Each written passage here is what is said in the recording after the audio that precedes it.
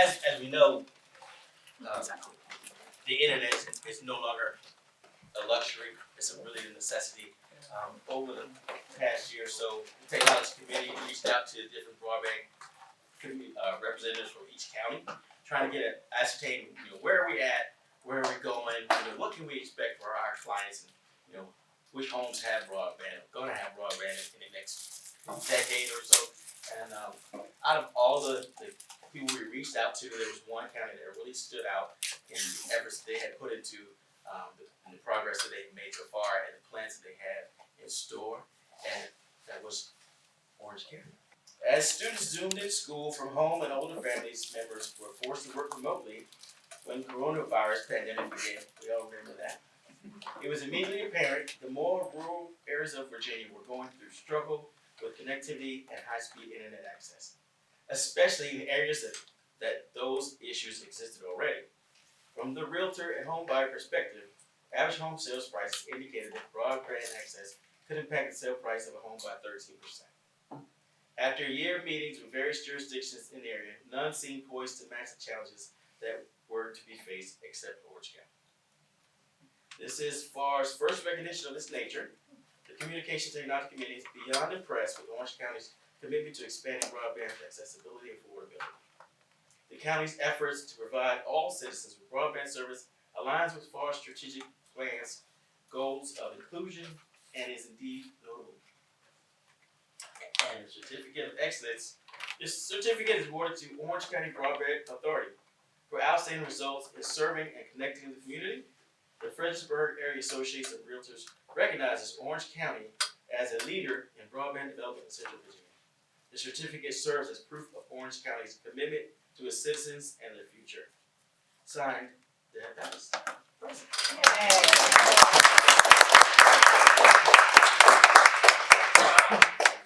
Thank you. Man. We appreciate it. Really do. Thank you.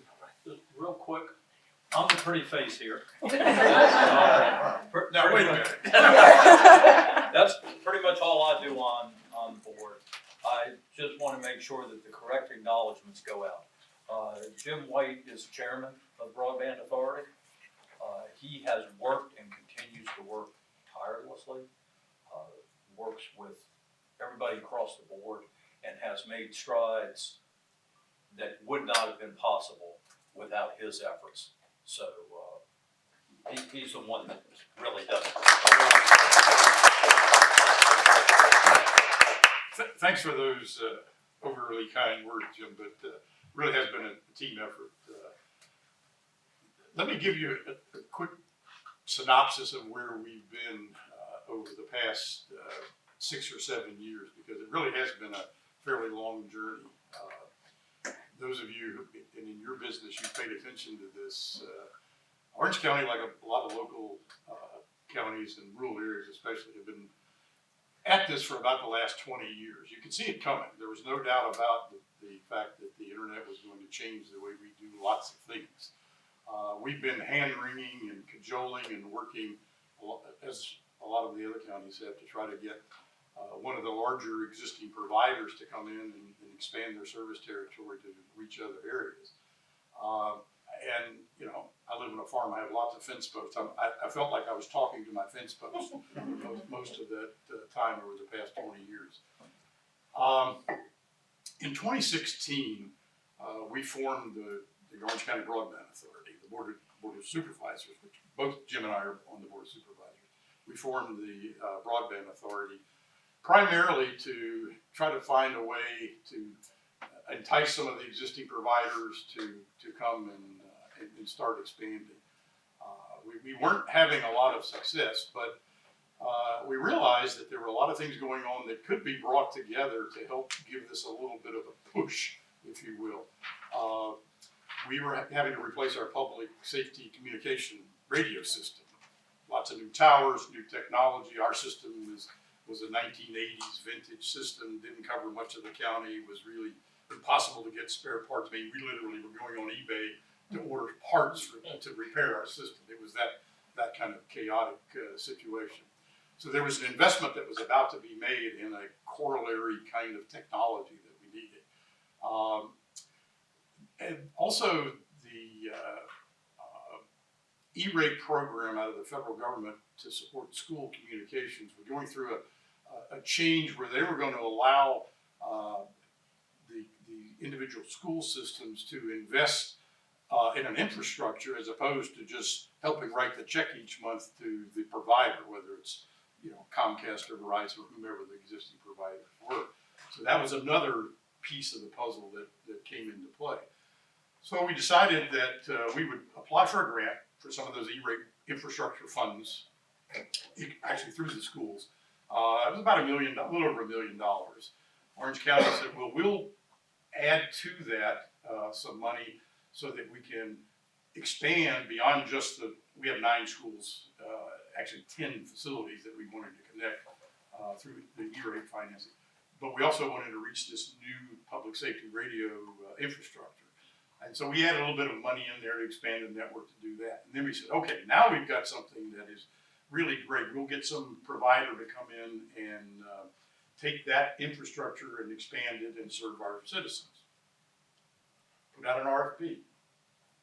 Not one response. Not one.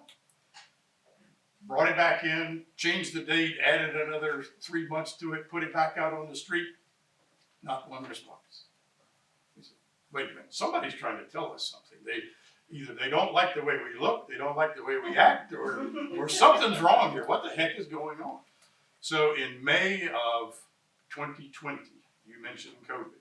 Think about where we were in May of 2020 as a country, frankly. The Broadband Authority Board said, okay, nobody's going to help us. Let's see if we can do this ourselves. And so at that point, we decided to become an internet service provider.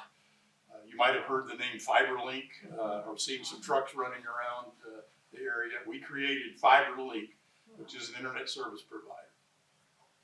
All we had at that point was a lot of enthusiasm and determination and not much else.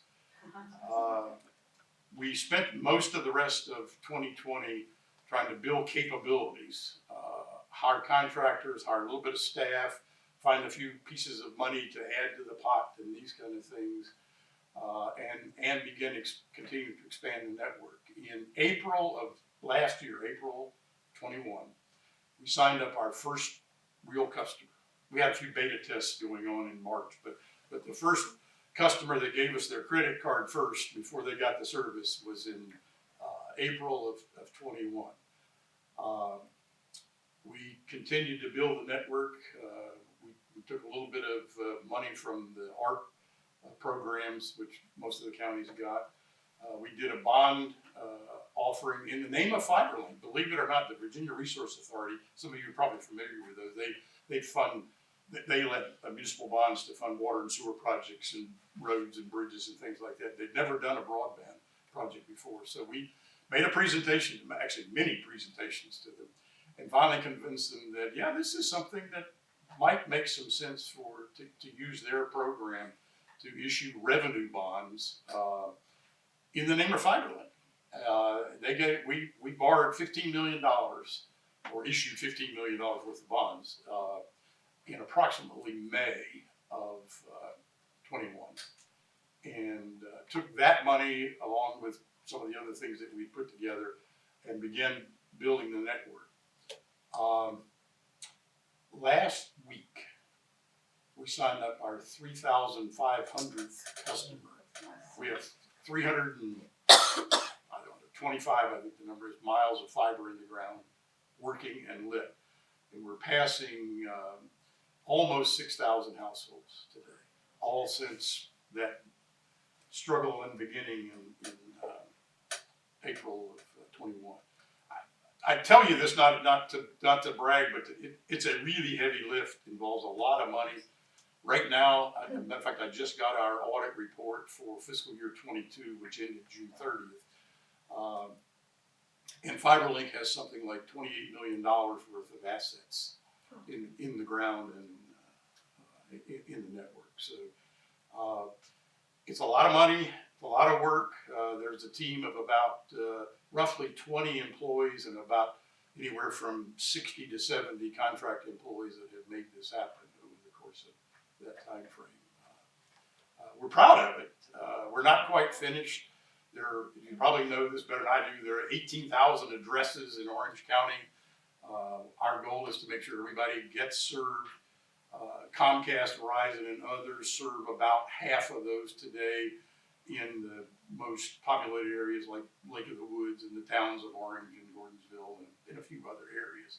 We're trying to fill in all the pieces around there and, take their 9 plus our 6, and you can see that we're making progress, but we're not finished. So that's more than you ever wanted to know about this story, but I don't often get a chance to sort of give people the context of how this happened, and I'm really proud of the team. My goodness, they have, in many cases, worked 7 days a week to pull this off because it's a construction project that you know very well.